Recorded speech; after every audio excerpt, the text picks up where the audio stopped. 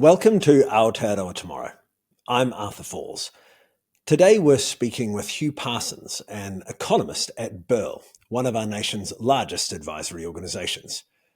Hugh's focus is on ecological biodiversity and the emissions trading scheme, which is the focus of this interview.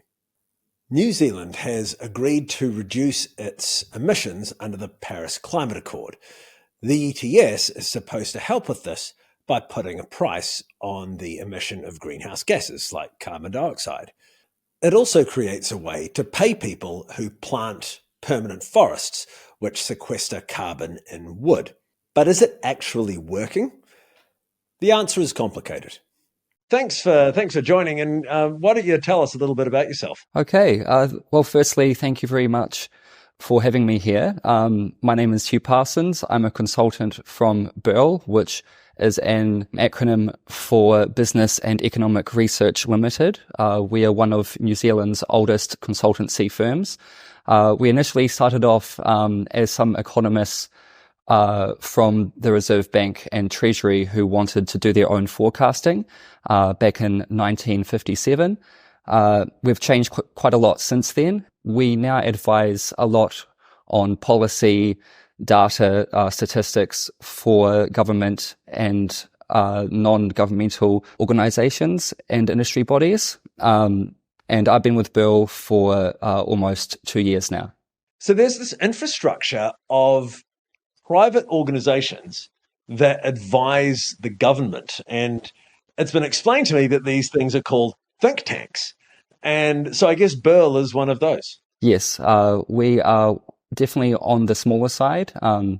You could say that we are a group of economists and analysts on call for teams within the government and within businesses who don't have the capacity to do a particular kind of analysis themselves, or they might need a third party to come in and do a piece of independent research. What are these unique types of analysis and research that governments or large organizations can't do? It typically revolves around things like looking at their policies, their programs, and evaluating the benefit which those programs have provided. So if an organization were to do that themselves, there'd be a bias there. Whereas as a third party, we can come in as a independent party and help to talk to their stakeholders, to their beneficiaries, to their partners, and help them understand how they're doing their job and where they can improve on and what is working well and what might not be. So what is the emissions trading scheme? I mean, this is what we've been chatting about over email. What is the emissions trading scheme, and how does it work? What is it for? Yeah, so it all really stems from the fact that we know that New Zealand must reduce its emissions along with the rest of the world, and it's one of the primary tools in the government's toolkit, and it's been around since 2008 in some kind of form. It basically works because the Paris Agreement commits New Zealand to do its part to limit global temperature rises, and it has set New Zealand's nationally determined contribution, which is known as the NDC. And as we kind of know by now, our target is to reach net zero emissions by 2050. And our biogenic methane emissions, i.e. The methane emitted from our dairy and our meat industry, needs to be 24% to 47% below 2017 levels. And how we get to this NDC is up to our government and our market's priorities. And they have agreed to focus on domestic climate action rather than rely on offshore mitigation, reduce our gross emissions, and to support removals to contribute towards our net emissions targets. The ETS emissions trading scheme is a way to get at really as far up the supply chain as we can and put in very clear price signals to these top suppliers that basically supply our economy with the things that produce economic good but also create emissions. For instance, fossil fuels such as petrol, as well as factories that produce metals, such as the aluminium smelter down south. So the idea is that these industries, they have to emit a certain amount of emissions to produce their goods. But this needs to be costed. So they are allowed a certain level of emissions, and anything they emit above this, they need to purchase. They need to purchase New Zealand units, NZUs, and these are equivalent to 1 ton of carbon emission. And the idea is that as we get closer to our emissions targets, 2035 and 2050, that the amount of these NZUs will slowly diminish. So this means that as time goes on and as we expect the clock starts ticking, that we need to get our emissions below a certain level, that the price of emitting 1 more ton of carbon emissions will become more and more costly. So the idea is that it will encourage these emitting industries to find ways to produce that don't produce as much carbon emissions, or they invest in ways to take the emissions out of the atmosphere, in which here in New Zealand, that main method is through forestry. Now, forestry itself as a solution to this problem is very controversial, and we can dive into that in a moment. But before we get there, what is where do these carbon credits come from? So I get that some are created by the government, some are created by forestry. How does the number of carbon credits diminish over time when we're actually consuming more carbon out of the atmosphere with forests over time? I would have thought that would mean there would be more carbon credits. Yeah, and that is precisely the problem which is happening, is that the way it's currently been modeled, that the way things are currently going with how many trees have been planted, is that there will actually be too many carbon credits floating around in the New Zealand emissions trading scheme. So what typically happens is that forestry, they receive carbon credits because they sequester the tons of emissions and they stockpile them. So when they cut down their forests, that is essentially they'll have to surrender a number of their carbon credits. But because they've been stockpiling, they'll be able to basically smooth over this potential loss. It's also important to note as well is that the ETS does not cover all of New Zealand's emissions, so it only covers about half. So one of the glaring holes is that our agricultural emissions at the moment are not priced, and it is still pretty uncertain as to how pricing our agricultural emissions, i.e. methane, will look like, whether it will be rolled into the emissions trading scheme or if it will have its own separate pricing mechanism. So what does it mean that it doesn't have a price? Yeah, so at the moment, the agricultural sector, they must measure their emissions, but they don't have to pay for them yet. They know that they will have to. So I believe that there will be something released in 2025 when there'll be some sort of probably many options saying this is how we're going to price them. It's a pretty sensitive, election topic. So I don't think many of the parties have been really wanting to, at least the main parties have been really wanting to get into that, at this moment. The way that methane is produced is the way which it impacts the atmosphere is different to typical carbon dioxide. It has a much shorter life. So the methodology in measuring how much, if let's say a ton of methane gas were to be measured, how would that be calculated to an NZU? I don't know. But at the moment, it has not been priced, so it's not in the emissions trading scheme. So at the moment, the industries which are producing carbon dioxide, they are paying for their emissions, but the industries producing methane are not paying for their emissions. And I suppose this speaks to the fact that the emissions trading scheme is really this, and the idea of a NZU or an emissions unit or a carbon credit is all kind of made up, right? It's a way to measure and represent the externality of of climate influencing emissions that come from industry, for profit industry. Yes, precisely. And then price the cost of that on the rest of the population. Yes, absolutely. Because it's important to know if we don't count something, if we don't value it, that won't overly change market behavior. Something needs to be priced, it needs to be valued in order for the right decisions to be made around it. So as you said, the externality of emitting a ton of carbon, particularly in New Zealand where it will blow into the atmosphere, that's not initially felt by the emitter as a cost unless it is price. And then once the price is there, they can make the decision, is it worth producing one more unit of this good while producing this extra unit of emissions? And with that comes the cost. So it brings sort of that marginal cost of producing down. And it's important to price these things because if we don't measure them and don't price them, then we can't I'd say economists like yourself can't calculate their effects and build them into plans. I think of how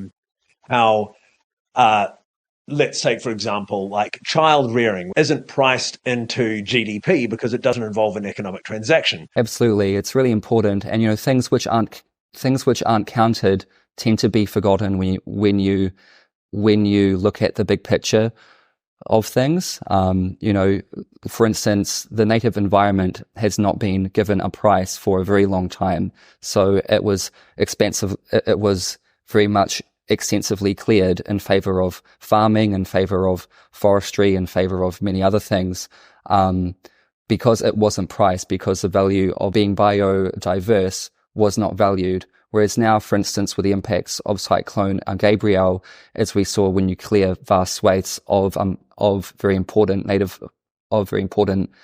forest, it makes that land highly erodible, and the damages of that are extremely costly. It's just that these costs are not felt straight away or very clearly. So the ETS is a way to try and provide a consistent and reliable price mechanism to emissions on a very wide scale. Of course, when you get to such large general methodology, it really cannot work just on its own. It has to be part of a much wider system of climate change mitigation, not just in New Zealand, but actually around the whole world, because what we emit does not affect just us, it affects the whole world. So it's really important that that the ETS is held on to, because it really signifies our commitment to the Paris Agreement, and that in turn, as long as it really depends on the trust between all these countries to work towards their emissions goals. I don't like to blame weather events on climate change. I think that's a bit of a leap at this stage. But whether you believe in climate change or not, you have to acknowledge there is at the very least a non-zero possibility that serious changes are coming. Absolutely. We have a connection between the emission of carbon dioxide into the atmosphere and these climate events and potential sea level rises. And when you roll all that together, you can come up with a risk calculus for the cost of those emissions long term. And just as no one anticipated that Esk Valley in Hawke's Bay would be obliterated by massive flooding and landslides as a result of removal of natural forests, native forests from upstream land, you know, no one was able to price that in. In the same way, our actions with emitting right now may have similar disastrous consequences down the track, but we don't really have any way of knowing. We just know there are disastrous consequences down the track, but we don't really have any way of knowing. We just know there is a serious chance, and we need to price that into our current activities. Absolutely, yeah. We just really don't know what it will look like. Another also thing to keep in mind as well is that we are also an exporting country. So what really matters as well is sort of how we lead by our example to the rest of the world. So if we are selling products overseas saying that they are clean and green, it's important that we really back that up. And if not here, the impacts of rising global temperature are being felt, particularly in Europe. For instance, Greece is very much on fire over this winter, their summer. The European Union is definitely looking to be more stringent on the environmental credentials of countries exporting to the EU, saying that they are clean and green, that they are low emissions. So while there is the ETS, it's also important, I think, to our industries that we really make the effort towards a low emissions economy, because it will also be reflected in the value of our product going forward. But there is also this challenge where, okay, so if we price emissions highly in this country, that becomes a cost on the emitters, particularly, let's take, for example, farmers. When we roll biogenic methane emissions into the ETS, emissions trading scheme, then we're going to increase the cost to our farmers. And this could actually have extremely far-reaching consequences. So right now we have a serious issue with cost of living in New Zealand, a serious issue. It's fundamentally undermining the social fabric, and I would say actually undermining the social contract, but which is a whole nother subject. But if we make it harder for our farmers to be globally competitive, that will have a negative effect not only on local food prices, but also on our balance of trade, which will reduce the value of our dollar and make foreign goods more expensive. So all of these things find themselves interconnected. Yes, absolutely. It's definitely, it's a tough balance. And that's why the ETS really has to be among our vast package of policy approaches. So in terms of the cost of living, when the price of emissions goes up on the ETS, it should be paired with help for households in New Zealand to help offset that rising cost of living from prices going up. In terms of the cost of our production going up, which might make us less competitive overseas, it's also important that while we start to try to decarbonize, while we increase the price of our emissions, that we also really work on basically raising the overall value of our goods, which means producing more products which are high value at low quantity, as opposed to right now we produce a lot of low value, high quantity commodity goods, which has served us okay in the past, but now, particularly as global trade is getting a lot harder, overseas countries are looking at producing more commodities locally rather than importing. It's really important that we look at what we trade overseas to be way more high value, underpinning the goals of our industry transformation plans, which is looking at our industries and saying, where can we really maximize our value out of what we are producing here? So, for instance, as opposed to shipping raw logs overseas, what can we do with those logs here to make them worth more overseas? What can we do here to produce them into much more valuable processed wood products? But doesn't the argument go, if it could be done more efficiently overseas, let's let them just do it overseas rather than do it here? We could do that, but that would be really missing out on a huge opportunity here. If we do it here, that means we can create more jobs here. We can create more value. Why let other countries take all the benefit from our raw materials? Let's just use our materials here and create a valuable product that we can sell at a much higher price overseas. If we could do that, wouldn't we already be doing that? The issue with it is because it takes a huge amount of capital investment to really create entirely new processes here. So that involves either building or, let's say, upgrading an entirely new factory, an entirely new process. So many industries in New Zealand may not have the capital to really do that themselves. So at the moment, we can see the government is looking at ways they can partner with industries here or attract more overseas capital to actually establish these new processes within New Zealand. What we can also present to the rest of the world is a way to produce higher quality goods at a much lower emissions rate. Maybe this is the wrong way to talk about it, but we're not going to have a major impact on the total global warming that the world experiences over the next 50 to 100 years. But I suppose we can set a good example for other nations. That's kind of how I think of it. Yeah, it's really that we honour the agreement. If we break it, or if we don't really meaningfully commit to it, it really does set a bad example, particularly as it's my point of view that New Zealand is very much a moral leader in the world. If we don't follow it, who will? And I also believe that New Zealand is a centre for innovation as well. So the opportunity here is that we can actually find solutions that can be used all over the world. So saying that it's too hard, I don't think is in the New Zealand spirit. So I think it's an amazing opportunity here that we can actually try make our entire economy decarbonised.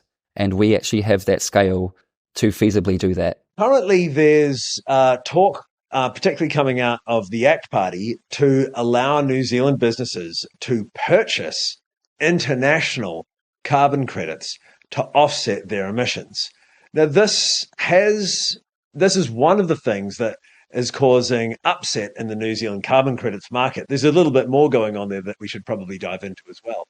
But can you speak to ACT's thinking on this? Because there must be a reasonable argument for this, and why this hasn't been adopted already. Yeah, I'm not exactly the issue with looking at overseas carbon options and particularly opening up our carbon trading scheme to overseas countries is that it's really hard to really compare the two and to really gauge what the overseas demand for our emissions or even our emissions here for overseas units really are, because the way we define them follow our own methodology.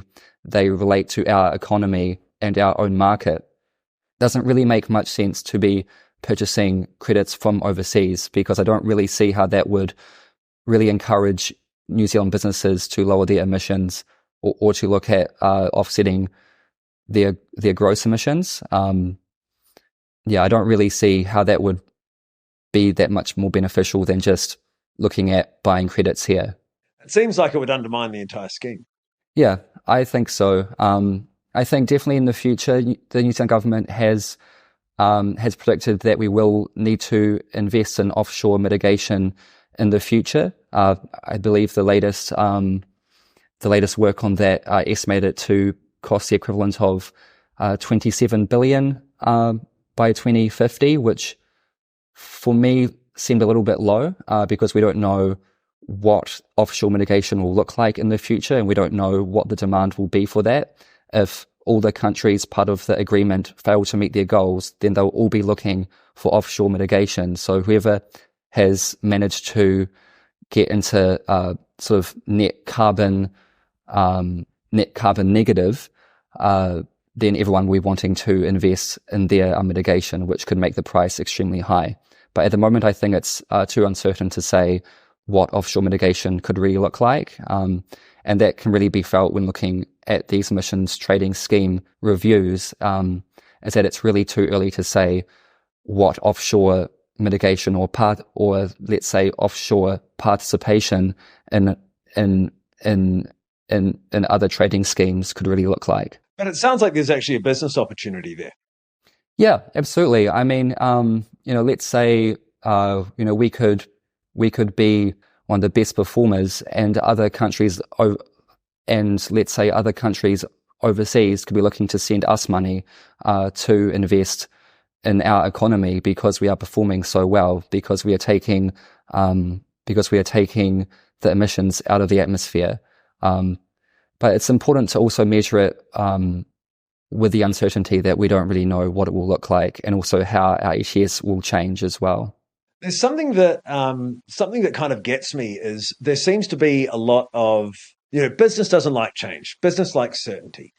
And there seems to be a bit of tumult in the price of New Zealand carbon credits, NZUs, as you say. Business doesn't like change. Business likes certainty. And I think with the current plan to roll agricultural emissions into the scheme in 2030, what I find really attractive about that is we have a budding seaweed growing industry that focuses on, just as you say, high-value seaweeds, rather than inexpensive ones that are grown offshore. The market globally is maybe in the $30 to $40 billion range. When there is actually a carbon price for methane emissions from cattle, there will suddenly be an opportunity for anyone who can reduce those emissions. And it's been shown that adding bromiform seaweeds, which can be grown really inexpensively, to cattle feed can reduce those emissions significantly, up to 50%, and according to some studies,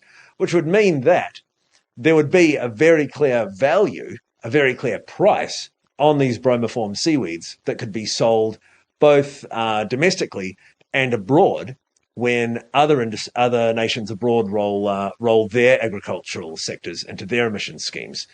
Maybe that's happening already, I don't know. But the politicking that seems to be going around this trading scheme is fundamentally counterproductive for anyone trying to actually participate in the market that it was designed to create. Yeah, it's a tricky one. Regarding your point about the dairy industry and the seaweed, and it being sort of rolled into the scheme, I think it'd be more likely that there would be a separate scheme for the biogenic methane emissions. But regarding the sort of fluctuating price of the emissions, particularly recently, I don't think that the fluctuating price of emissions right now is necessarily a problem. Because yes, in the last three auctions,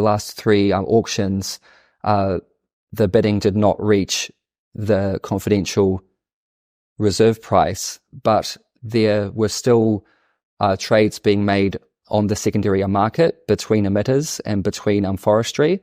And recently that has actually climbed back up to around January 2023 levels. And it's also important to know that reserve price is there because they don't want the carbon credits being bought in the auctions to be lower than what is currently being traded on the secondary market.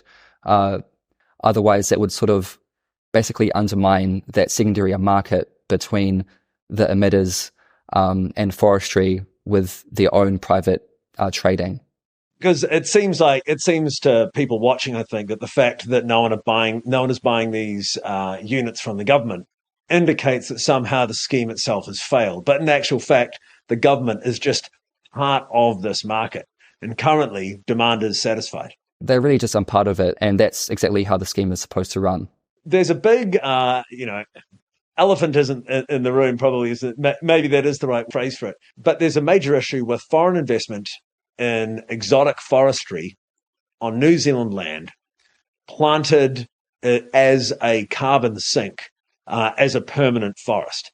And this consuming what could be otherwise productive land with a static asset that is not only non-productive, but also doesn't accrue value even in New Zealand. No jobs, no capital inflow.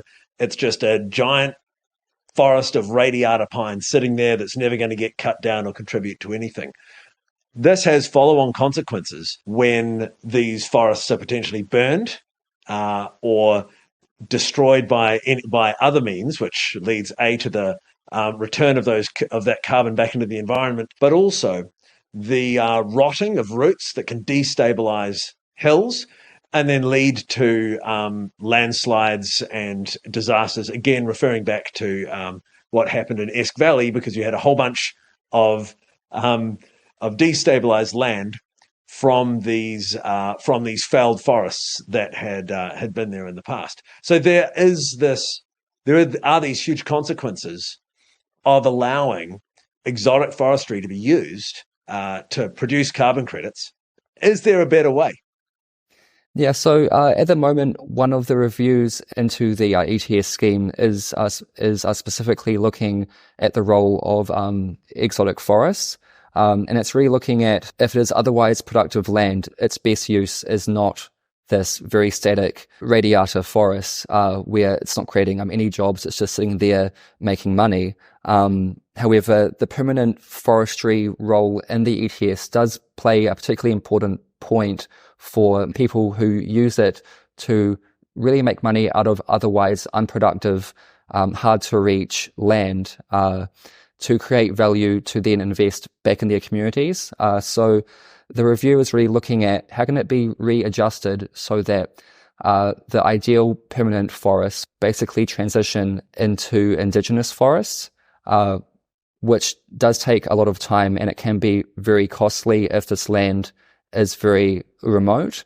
So the settings are looking at how does the government define what is an acceptable permanent forest that can be used to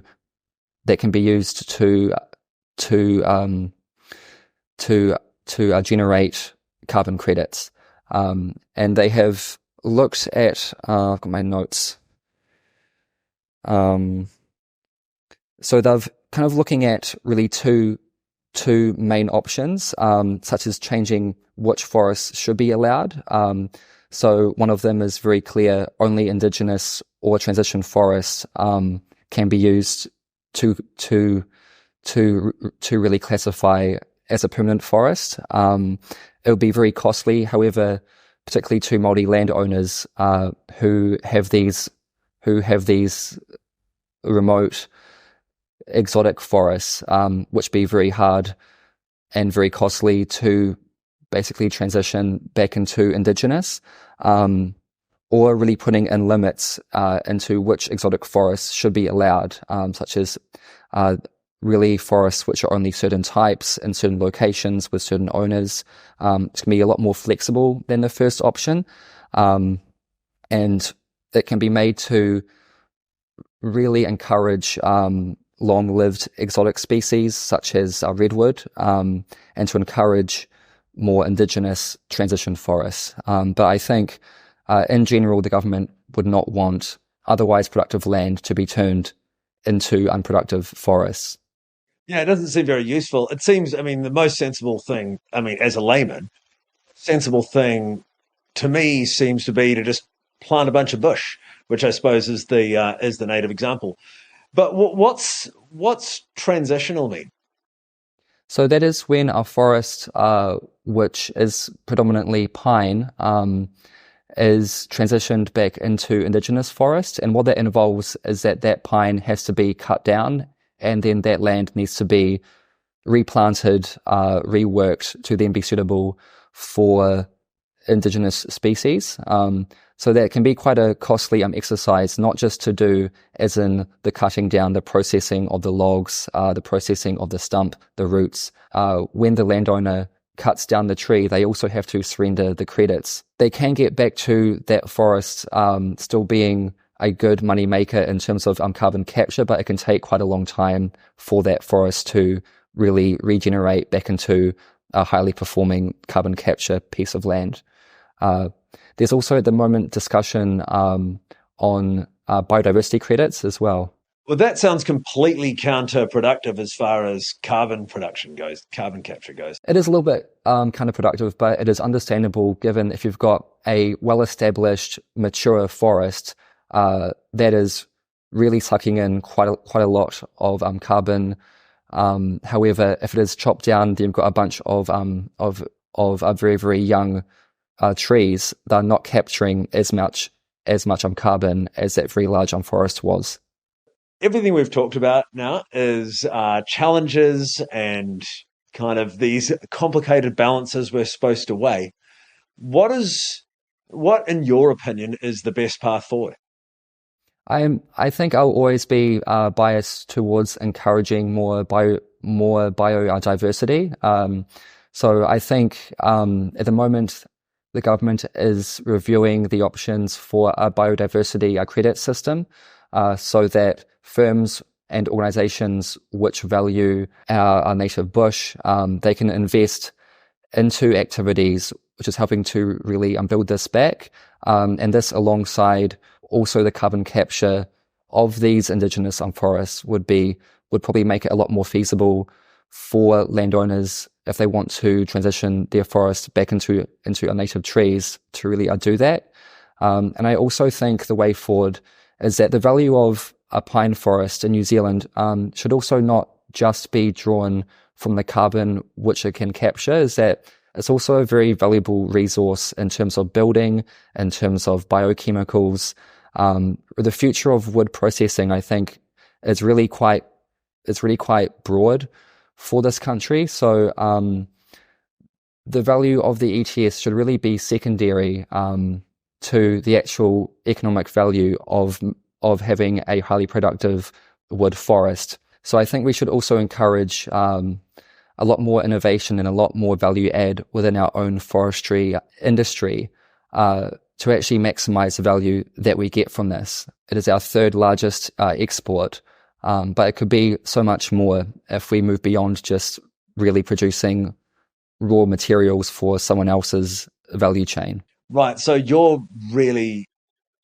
interest is in seeing us develop the secondary production of in the forestry value chain. Yeah, I think as it currently stands, planting more and more trees to get us out of climate change is probably not the way to go, at least for the way which we can use our country's land. But I think what we do with our forests which are already planted could be quite a big opportunity. So I think it's important that we don't waste the opportunity on just raw materials, but actually saying, can we create a really high value and diverse product offering so that even if the price does change quite dramatically, that actually our industry will be quite safe from that because it's producing a very successful product. Currently, there is this review into the emissions trading scheme. What do you expect to come out of that as far as actual changes to the rules? Yeah, I think so. The review is really suggesting four main options. Their first option is to use their existing levers within the ETS to just raise the price. So they'll reduce the number of the NZDUs which they can release through their auctions. That could help in the short term, but in the long term, that would mean that the impending problem of there being too many NZDUs in the future would become more pronounced. The second option will be to allow overseas buyers to purchase New Zealand units here, which would raise the price as the demand will increase. But it's uncertain as we don't know what the overseas demand for our NZUs are. The last two options really seem to be the ones that have the most meat to them, which is to strengthen the incentive for gross emissions by really changing the incentives for emissions removal in forestry. So that would mean that it would be harder for the emitters to simply buy more credits. That has some merit and it could be quite flexible.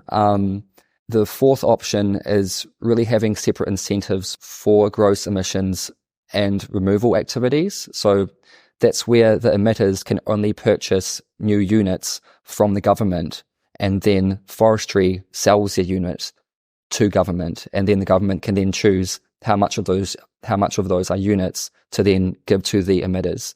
So that keeps the pressure on the emitters high, but it could still potentially allow forestry to retain its value through its emissions reductions.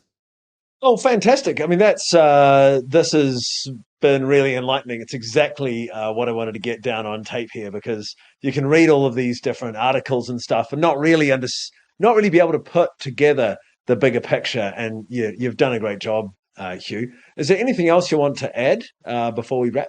I think it's just important that we really think about what we want out of our climate change mitigation here in New Zealand, and that really it's about making our economy more clean and more productive at the same time. I think the current narrative that emissions reduction, making things less carbon intensive, is somehow at odds with economic growth. If we transition to a very low emissions economy that can actually improve value throughout our chain, make us way more resilient to climate change problems that may arise, and it can also increase household incomes as well if what we make here is higher value. Fantastic. That's a great summation and touches on a whole bunch of key comms points. So Hmm. I appreciate you so succinctly wrapping that up like that. Awesome. Thank you very much, Arthur.